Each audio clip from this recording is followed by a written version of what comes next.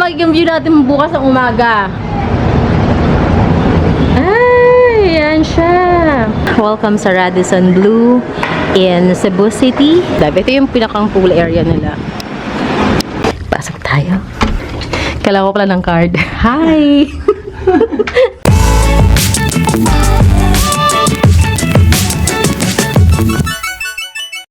Hi guys! So nasa Cebu na tayo. Ayan. Pangarap pala ito Cebu dati. Sabi ko puntahan dito one of these days. Ito na ngayon. Now, ang first 2 nights namin, dito kami sa sa Airbnb, San Vida Towers. Tapat lang siya ng SM City Cebu. Before ko kayo i-tour sa labas, mag-room tour muna tayo. Wait lang. So, itong room namin, 810. Airbnb to eh. So, ito, pagpasok mo agad, ang bubungad sa'yo ay, yan, shala. Sa natin pinto. Meron siyang, mini ref. Ay, siya, meron siyang, may ano pa siya, may toaster pa siya, oh. May microwave. Ano laman nito? May coffee maker pa. Nice na to kung magsistay ka ng pangmatagalan, no? Yung like mga 4 days, 5 days. Meron may lababo din. Laman ito. Free use ng mga ano, no? Ito. Utensil. Oh, nice. May rice cooker din doon. Ay, nice na to, ha? Oh. And then, ito yung bed. Ayan. And, mamaya tayo sa CR. Ipanghuli natin ng CR. Ito naman yung view sa labas. May balcony siya. Buksan natin. Oh! Ito yung magiging view natin bukas ng umaga. Ay, yan siya. So, yan ang SM City Cebu. Tapat na tapat lang siya. Yan ang Radisson. Lilipat kami ng Radisson. Tara ko lang yung ano. Nalilipat kami ng Radisson ng last night namin dito para naman maranasan na yung Radisson. Ayan. Yan ang city night ng Cebu. Welcome sa Cebu. Ayan. Ito yung room namin. So, pasok tayo ulit to check the CR. Pagod? Ang init. Mainit sa labas. Sa labas. Syudad eh. Kasya ba kayong dalawa dyan? Pag gusto yung pagdikit natin yung kama? Hindi, kasya na. Okay. Okay ka niyan dyan, anak. Hindi ka makukulong. Yan. Ito yung CR. Pasok tayo yung CR. Tingnan natin yung CR. Oh, nice. May bidet. Nice na CR. Shower din ang CR. Oo. Nice na. May shampoo naman siya. Pero, may bili tayo. May bili ako. Iba kasi aking ginagamit sa buhok. Ayoko lang magdala kasi dagdag bagahe pa. So, yan. Yan ang CR. Ay, ha? Nice naman.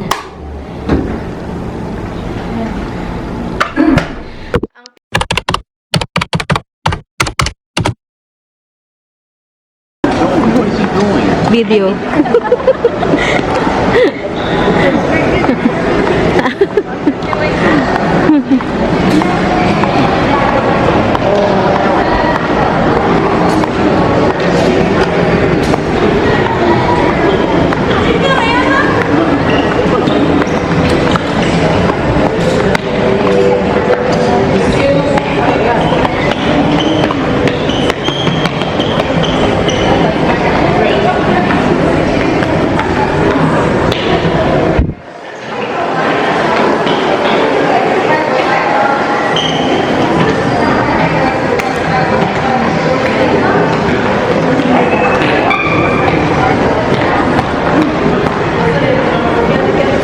Gusto ko tuloy mag half bath muna.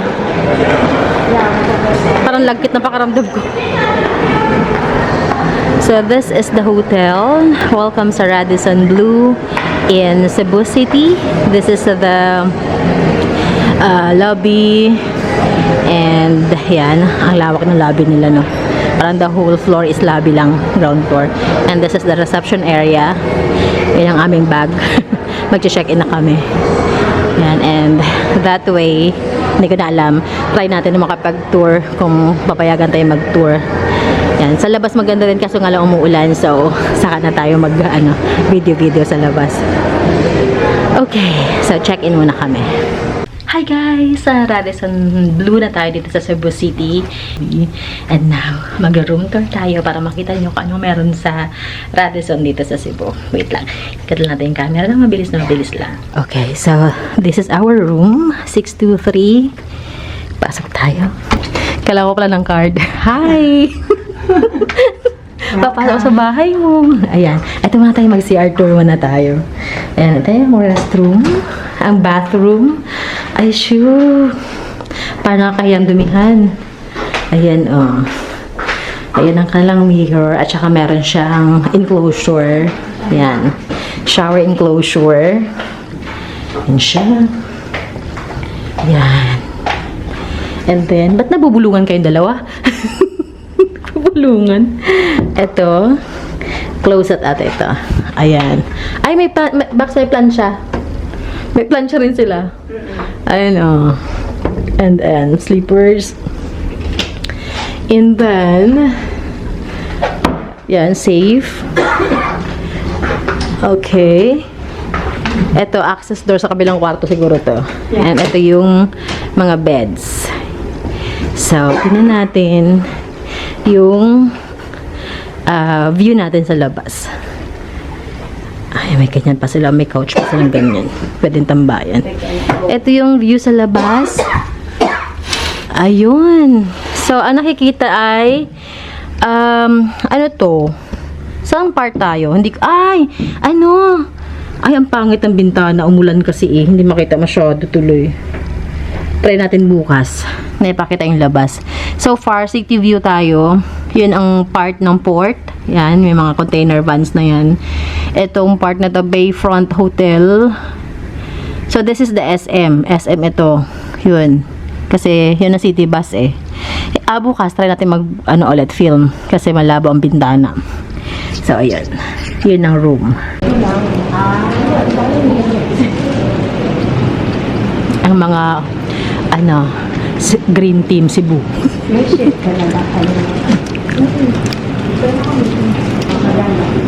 Yun ang aming boss.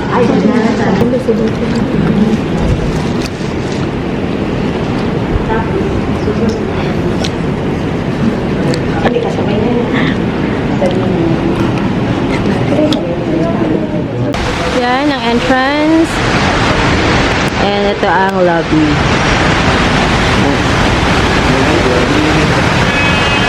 Good morning. Oh, the lobby.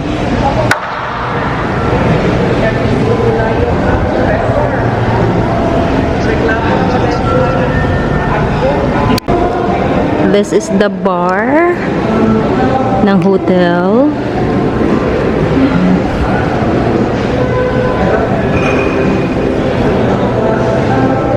Asyalan na parang coffee shop yata doon banda. Ng bar nila. Tapos mga lounge area. Ang dami mga lounge area doon. May mga lounge. Napapaligiran ng lounge. Ang laki talaga ng nila, lobby. Yan, lobby lahat dyan. Good morning, Radisson. Nag-tour tayo, mabilis lang kasi pauwi na tayo. Hirapan ako Ganito tayo sa lobby and then nakita ko kasi merong pool. Napuntahan natin yung pool area. Saan nga ba yung pool area? Tignan natin. This is the pool area, no? Titignan ko yung pool area nyo. Labas tayo. Ito yung sa likod niya. Kasi dito sa likod yung pool area. Ayun. Baba tayo. Meron muna silang lawn dito, oh. Na pwede kang tumambay-tambay. Yun ang bar. Ito muna tayo dumaan. Ang ganda ng lugar na to. Grabe. Kahit maganda din ang presyo. Ay, may mga ayan, oh. Pwede ka tumambay dyan. Plantita. Tapos yun, oh, yun ang bar. Bar siya ng pool. Oh, sarap tumambay. And that this is the whole building. Ayan, ang whole building ng Radisson. Sa likod dito banda. Daming halaman din, no? Tapos baka pwede tayong umikot hanggang harapan mamaya para wag na tayong dumaan sa lobby. Oh, very nice ang pool. Ayan natin. Kasi isa to sa requirement ng anak ko minsan. Ang pool. And may bago na siyang requirements din ngayon kung may game room. Ayun ang bar area, bar. Ayan. Ganda rin ang area, no? Oh, pag gusto niyo mag-coffee lang or mag-wine or mag-drink. Pansin ko lang sa area ang dami mga variegated banana. Ano? Dami, no? Oh, ha? Oh, ha? Bawal mag-dive. Ito yung pinakang pool area nila. Ayan. Ayan. May mga beach bed rin. Dito tayo sa kabilang part na. Dito naman ang view sa kabilang dako. Kabilang area. Let's try if makakapag-ikot tayo sa main entrance. Ito yung kanyang view sa kabila. Ayan. O yan, kuha lang natin ang picture dito. Para lahat ay covered natin. We don't want to miss a thing. Ay, pangit lang yung background kasi may construction. Okay. Saan kaya ang labas dito? May kiddie pool din. Oh, cute lang. Oh. Pang mga kids. Labas tayo.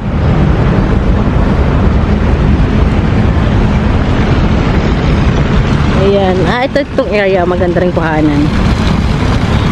Let's see. Oo nga, maganda ito. Ayan. Panood ng video sa ating phone. Ganda. Ayan. Ayan.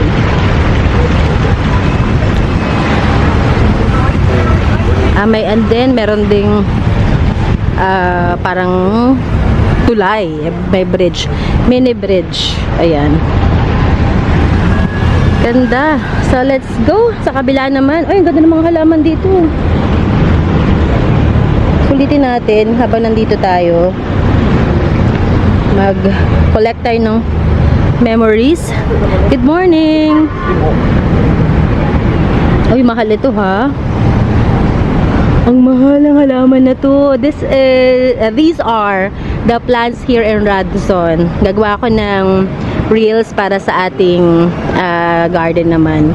Plants ng Radisson. Ang mahal ito. Agave, variegated agave. Ayan, oh. Ito, marami dito yung mga bananas. Ayan. Mahal, no? Na-amaze ako doon sa halaman bigla. The plantita in me has been triggered.